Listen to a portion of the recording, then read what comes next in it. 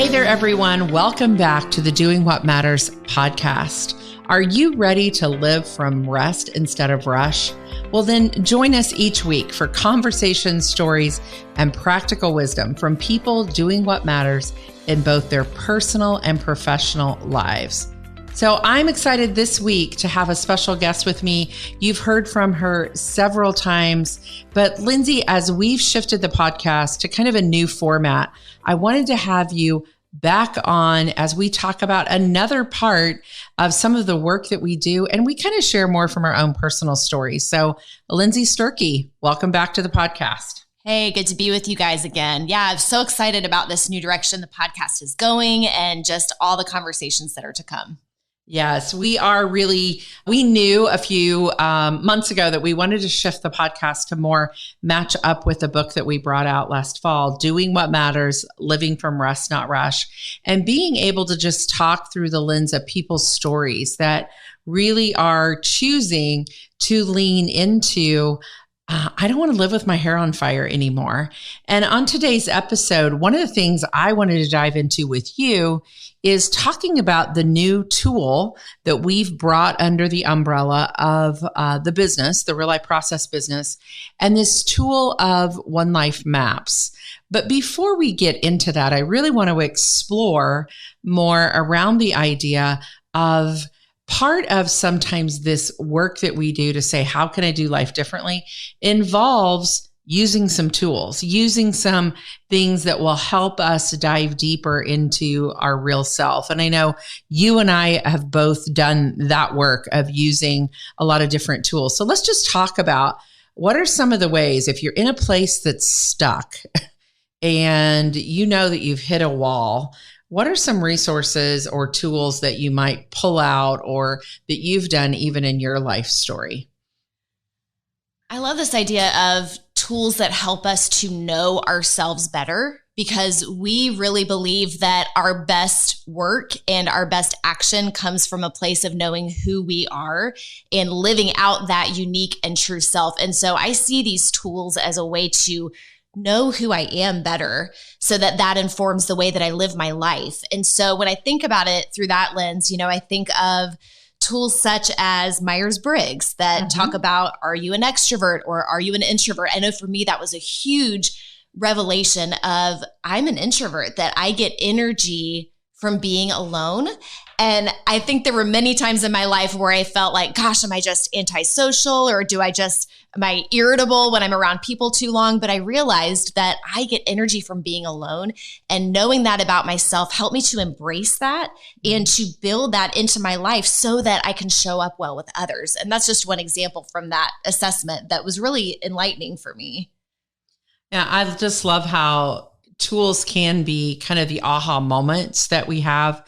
And if you've listened to the podcast for very long, you know that one of my favorite tools is the tool of the Enneagram, similar to the one you talked about with Myers-Briggs, of being able to really kind of learn and give language to who I was as I look through the lens of, my emotions and through my body and through my thoughts and those three centers of intelligence, discovering and doing the work. And for me, that journey with that particular tool was some work I had to do, because I was actually leaning into thinking I was one certain type on the Enneagram when I wasn't.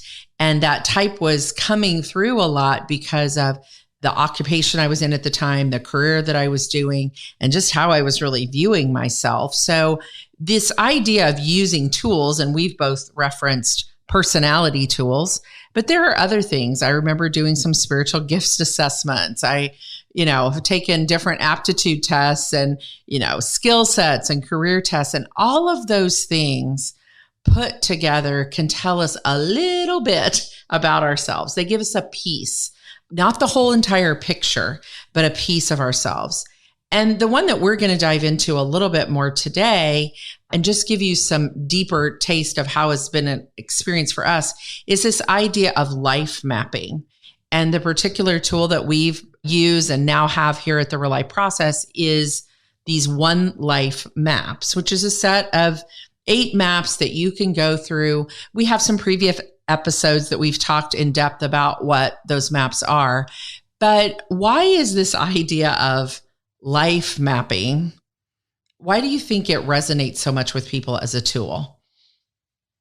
Yeah, I think the life maps, really the purpose of them is to recognize and respond to God in your story. And so we look at the past, present, and future. And so we're really paying attention to where have I come from so far? Where am I now? And where do I want to go? And so we are listening and paying attention to what is God doing in my life? Who has he created me to be? And how does that impact my purpose? And I love how we really do look at all of those, when we talk about even our process of the being and the doing, is that this is a way to take a deep inner look at who I am. And that's going to influence how I show up in the world. And so the more insight that we can get, and these maps do such a good job of just leading you through that process and giving you insights that lead to those aha moments you were talking about that impact the way that we live. Yeah, one of the things that I think I really have appreciated in my own story about using, this particular life mapping tool is that I could do it on my own. So many tools that we use, it's like, oh, I need somebody to read the results or give me the answers or interpret it for me or whatever. This was an experience I could actually do on my own. Now, I did choose to walk through it with a spiritual director and actually, had the honor of walking through it with Sybil Towner, who's one of the creators of the maps. But yet, I don't know, there was something about getting away by myself and spending that time in the season of life that I was in probably 12, 13 years ago when I first worked with the maps, that I just really needed that. I just really needed to invest in myself, do that, examine work. And so I could go through the maps and spend a time whether I can remember sitting on my porch and doing them outside and just sitting there with my Bible open and the maps open and, some journal that I had where I was taking some notes and going through each of the 8 maps at different times. But every time I would go through, there would just be more layers that I would kind of figure out about myself. So my first experience was really that ability to invest in myself, take time for myself, and be with them kind of alone with God. What about for you when you first kind of went through the maps? What do you remember about it? For me, I early on got exposed to only a couple of the maps at first, which I think is, you can go through all of the maps or you can pick out a few. You don't have to go through all of them at once. And so the first map that I remember coming across was the idea of my life story map, where in my early 20s, I was part of a group. It was actually the same church that Sybil was at. And we created our timeline of our life story. And at that point in my life, especially fresh out of college, to look back and see the events of my life was super impactful for me. And to do that in community and to share my story with them was huge. And then, seeing, I think the first time I went through them fully was when we went through them with our coaches about a year ago, and doing that for the first time of going through all of the maps and seeing how they build on each other and connect with each other. And as I understood my story, but then applied that to what I was wanting for my life now, just really, like you said, it was that opportunity to just get still before God and listen and to write and reflect. And it's not, some tools are more like an assessment that you fill out or answer questions, which those are great too. But this one felt much more of just an invitation to explore, what am I noticing in my life right now? So let's unpack. We thought you and I might just unpack a couple of the maps just a little bit, and how even our story came forward in those and how that really did begin and kind of influence some of this idea of continuing to seek to live from rest, not rush. And so I remember the one that you mentioned is actually the second map in kind of the journey. It's probably one of the most popular maps actually that people use. And because you can just get the individual maps by themselves. And so this My Life Story map, I've been working with it for quite a while now, 10, 12 years. And about every few years, I add on to it and add, more years of my life, because you're literally looking at your life in, 5 to 10 year increments. and seeing patterns, and there's questions on this map that are really important as well. But one of the things that I began to notice in my own story was, and this is actually just something that just happened the last time I went through the maps, was a pattern of grief and loss that I had not recognized was there in my life until I kind of really began to, if you think about a graph and a chart, kind of put dots on the lines of highs and lows in my life and write about them and maybe draw out some pictures around them and those types of things. And I realized how many times that loss, and just like for all of us, but grief and loss have become a part of my story. And, different times, loss of innocence as a child, loss of when we found out we couldn't have children. And so that loss of infertility, the loss of our son that many of you have heard me talk about on the podcast, that this August here in 23 will be 6 years since Eric has passed away. And so, that was in 2017. So those are 3 major ones that I remember, but there's lots of little ones in there. And the thing that it really brought for me in the, this past year is that grieving well has become a part of my story. Learning to grieve well. How do you grieve and grieve so that it can be a spiritual practice that you're in and a part of the deeper journey and layers of self without stopping you from living life and going on with life. And so I just really had to recognize that and not only say, gosh, where has that been great for you? And you've shown up well in that practice of grieving. And where is it shaped and formed you and been really hard? And I don't know that I would have seen those patterns or recognized that if I hadn't kind of written it all out and seen this big visual kind of high-low chart of my life. So that was one thing for me that I was able to carry through working through this My Life Story map. How about for you? Was there anything you noticed when you did this particular map? Yes. And I think that question of what are the patterns that we see as we explore our story is huge. And for me, the first time I had done it, again, was in my early 20s. And then when I revisited that map, about a year ago, it being in my late 30s at that time, they're adding things to it and looking back and seeing what are some of the patterns I'm seeing. And it's interesting, the stories and events that you remember from growing up and seeing that there's a reason you remember them and asking yourself, what was the common experience in each of those? What is the connecting thread? And something I noticed in my own life story, the things that I remember, that feeling of being different than other people or feeling like I'm on the outside. And also noticing that there were times that I felt clearly God saying, I have a different path for you than other people. And so just that common thread of feeling different, but then embracing that as part of God's design in me was something that I saw all throughout my story. But like you said, until I looked at all the events and said, well, why did I remember this moment from my childhood? Why does that stand out to me? And it was that common feeling of feeling different. And then seeing how that played out in my life, where there were times that I thought the path was going one way and God said, nope, we're going this way instead. But seeing that was just a very common thread for me. Yeah, all part of the design. And I think that another interesting thing about this map, if you're thinking about, wow, I'd love the invitation to do some of this work, if you're listening in, is seeing the decades kind of your life. And, so much is formed in us in our childhood. And, just so much is put into our brain and those things. And until we kind of write down some of even those highs and lows of childhood, and then look at the highs and lows in adulthood and see how those things come together, where God was. One of the things in the maps is noticing where God was in the journey and in the story. I just chuckle because you see those patterns very clearly of, wow, this was formed in me here. And, then it shows up in me here in my 40s and my 50s. And I think a lot of therapists would confirm that. A lot of coaches would confirm that. This this is a tool, but this beauty of this tool is then you can bring it to those conversations that you might have with a spiritual director or a coach or a therapist or a pastor. And you can say, this is something I noticed.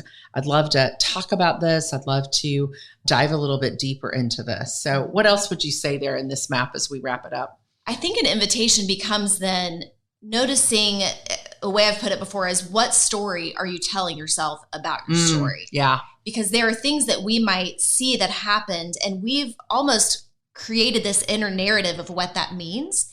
But now we have the perspective of being an adult, looking back on our childhood self and asking the question, okay, this is what happened. Here's what I interpreted that meant.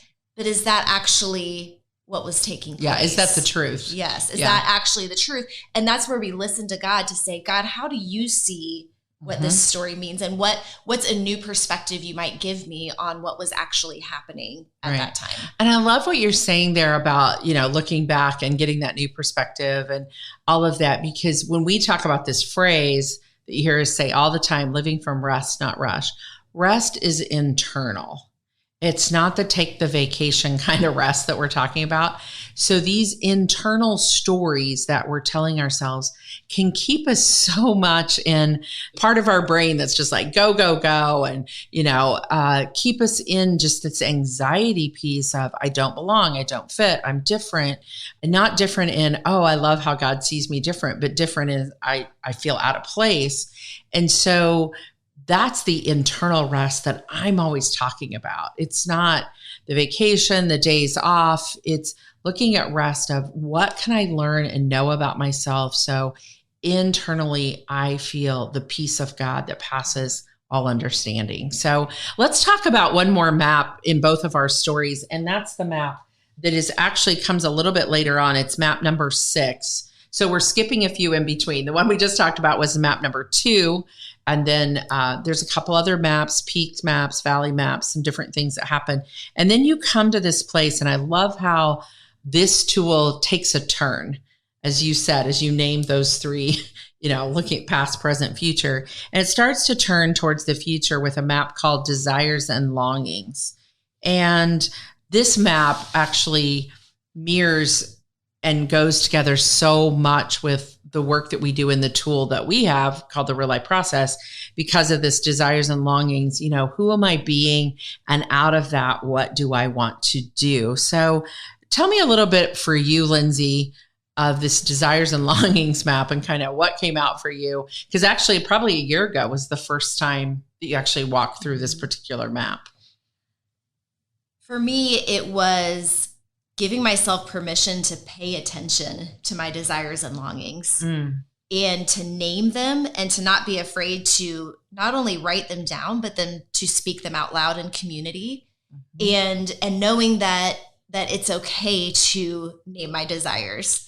And even in that process, I think sometimes we might feel selfish or something like that, but recognizing that even as I name my desires, I am bringing them to Jesus and surrendering them, but trusting that he is going to shape them. But unless I name them and become aware of them, that's where he wants to meet me. Yeah. It's like, we know that he already knows, but there's something in the relationship that we have, with God, that it's like, he wants us to say them. He wants us to name them. We see that in scripture. We see that through all kinds of different things, but that idea that we're naming them. One of the things I love in this map is the second question in it is, what motivates me? But what it invites you to is to go back and look at the previous maps and say, out of that, what do you want to carry forward into the future? And what do you want to lay down and leave behind from that story you've been telling yourself, so that you really can get real about your desires and your longings? I know for me in this map, one of the things was that because of even how I'm wired, I talked about the Enneagram earlier and all the other tools that I know about myself, I really had to work through the fact that, I can be very performance driven. It's part of the Enneagram type 3. And when I hear that word desires, that's such a deep internal word that what if I really say what I desire? Will it be enough? Will it be, the expectation that I have on myself? Or could it be much less, that I desire to do much less? And in this season of life, even where I'm at right now, as I went back through this map just not too long ago, to say, I don't desire to strive in the way that I used to. And I don't desire to work as much. I'm 62 years old in about 2 weeks. And so that my life is shifting, And so to really name those deep desires of accomplishments and contribution and all of that. And I see things turning more inward desires to like my health and longevity of life and just some different things that my longings and desires. That's the beauty of the maps too, I think, is I try to do them once a year, but as I do them, I notice what shifts and changes. And I save the maps because you can rebuy the maps over and over. And I save them. They almost become like a journal of, where was I in that map this last time? So what else from this map comes up for you? Part of this map for me is envisioning who I want to be a few years from now. So it invites you to consider maybe 3 years from now or 5 years from now, what are some things you want to have accomplished? What are some experiences you wanted to have? Imagine what joy looks like in your life at that point. And so it's this invitation to imagine who you want to be and how you want to live that out. And something we talk a lot about is areas of focus and projects that go along with that this is coming out of who we want to be. And so we're saying, here's what matters to me. Here's some big areas of focus that in my life I want to pay attention to. Now I'm going to name, here's what it looks like for me to live that out. And it's living into who we say we want to be. And I love how this map invites us to just really clearly state that, to not leave it vague, but to say, here's what that would look like in my life a few years from now. Yeah. And for you as, a mom with kids at home and, we're in summertime right now and things are a little bit chaos for just a little, any moms out there listening or dads actually that still have kids at home. Summer is always this big shift in season. So when you think practically, Lindsay's getting ready to go on vacation tomorrow as we're recording this podcast. And as you think practically, though, about this desires and longing maps and what you get from it and what it can bring to you, or any of the maps for that matter, and then carrying it into like the reality of today of like, okay, I need laundry done. I need clothes packed. I need to pack the kids, need to get it all done, finish up things for work that we have. How does that foundationally come into play for you on a day like today? It's a great question. I think what the maps helps me do is to almost take a step back from just that everyday rush in needing to get things done and say, okay, what is the bigger picture of what really matters here? What are we really working towards? Because you can get so lost in just the day-to-day mundane routines and tasks. And especially a map like this with desires and longings, when I think about my life 5 years from now, which means my kids will be 13. Wow. And that we won't even talk about the teenage years. Yeah, we won't. There's good things and bad things about that. But when I think about it in terms of that, it reminds me that this is a season and things are constantly shifting and changing. And so when I think about how do I want our family even to be when my girls are 13 and what will life look like then? Okay, so then how does that impact how I show up with them today in light of what I want life to be like 5 years from now? But it's just that matter of adjusting my perspective, seeing the bigger picture of things, recognizing that this is a season, but I also want to move towards what's next, even as I'm present to what's now. I love that. So tools like this that help us dive into more of who we are and that internal self, which is what we really talk about when we talk about rest, then play out in our everyday life. Like it gives us that kind of place to go, no, this does matter. I am going to do what matters. I am going to live differently because I've done some of this exploration of self that says, no. I think it also is that connecting of the why question that we can always sit with, now why? Why am I doing this? Why are we going on vacation? Why are we, creating this? Why are we doing this work that we do? That can be a question that can bring so much anxiety to us if we haven't done some of this deeper kind of work. And I hate that we use the word work. I would love to come up with a better word for, because it sounds like it's hard. I think it's a commitment to do life differently, but I don't want to say that it's hard. So if anybody out there listening can come up with a better word than work for some of these things that we do, these tools that we use, I'd love to hear it. Send me an email. But as we wrap up this conversation, we've just unpacked a couple of the maps, how they've played out in our own story here. But what are some other resources, some other ways that you can learn more maybe about the maps? And what are some things that we even have coming up? Because what has happened in this shift, we've talked about it on a couple of different podcasts, is that the oneLife Maps tools, Listen to My Life is actually what the maps are called, that the oneLife map tools and systems and processes are coming under the umbrella of the Real Life Process. We are thrilled to death to be carrying this tool forward. And we have some ways that you can connect with it if you would like to. So why don't you share with us, Lindsay, what those are? Yeah. So if you are interested in going through the maps, you can buy the maps on oneLife Maps website, onelifemaps.com, and we'll link to that in the show notes.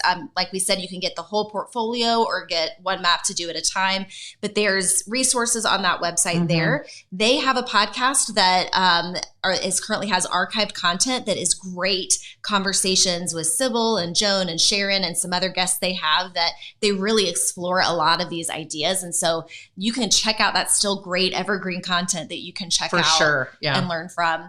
Another thing we have coming up is we are so excited because we are doing an in-person training day. Yay for in-person. Yes. We love in-person. We love being together in person. So on Thursday, September 21st, here in Effingham, we are having a one-day training for oneLife Maps. And what it is exploring options for guiding others through the maps. So really who this is for is if you have experienced the maps for yourself and you are considering using them with others in either your work or ministry, this is going to give you ideas and resources. And we are really going to equip you and help you know how to take this and use it with others. And you'll get to experience kind of the culture of how we lead through groups, how we are listening guidelines, what it looks like to partner with others in this. And we really just want to give you ideas for how do you bring this to others, because it's such a powerful tool to use in community. And so that's something on September 21st here in Effingham. If you've been through the maps yourself and you're thinking about using them with others, this would be a great opportunity. It's going to be led by myself and Sharon Swing, who is one of the co-creators of Listen to My Life Maps. And we are just so excited and would love for any of you to join us. Yeah, registration is open. And so where can they go to register for this particular event? If you go to our website, thereallifeprocess.com/oneLife Maps, and that will be in the show notes as well. So you just head to our show notes and click the link and you can register and all the information is there. And so one of the reasons, we even wanted to talk about our stories with the maps and how they've helped us is so that if you want to order the maps and go through them in time for this event, you're like, whoa, I didn't even know these things existed. What a great tool this is. This is the kind of thing that I love. And you're like, oh, I've got time. I can go through them, be familiar with them, and then come to this event. And you may just be a ministry leader in your church, a life group leader, something like that. You don't have to be a coach or a spiritual director or have any training or background to use the maps. That's one of the reasons I love them, is they're user friendly, if that, for no other, you don't have to have somebody with you. We would always recommend you do them in community, eventually with someone, but go ahead and get yourself a set of the maps. We'll have all those links in the show notes as well. And then maybe consider joining us if you're dying to be in person again and get back into that and be in community with people similar to you. This could be a great event. We're located, Effingham, Illinois is located kind of right in the center of the state in Southern Illinois between St. Louis, Missouri and Indianapolis, Indiana. So pretty easy drive for most people to come to for this one-day event. And you can find out more, as we said, in the show notes and those links there. But Lindsay, thanks for coming with me and just always being willing to be vulnerable and really talk with us about this doing what matters content, but yet also living it out in your real life. I really appreciate you joining me once again on the podcast. Absolutely. Always love talking about this with you. Yeah, we're always amazed sometimes when we get done recording of like, wow, that was fun. We know this stuff and it's just what we do all the time. So we really love it. So check out all the show notes. And thanks for joining me as we come into kind of how we're shifting the podcast. We're still always focusing on, though, that piece of that every ordinary day has an extraordinary moment. You just have to look for it. So be on the lookout, friends, for where God is working and moving, and notice him in all the things. So we'll be back next week with more of the Doing What Matters podcast. We'll see you then.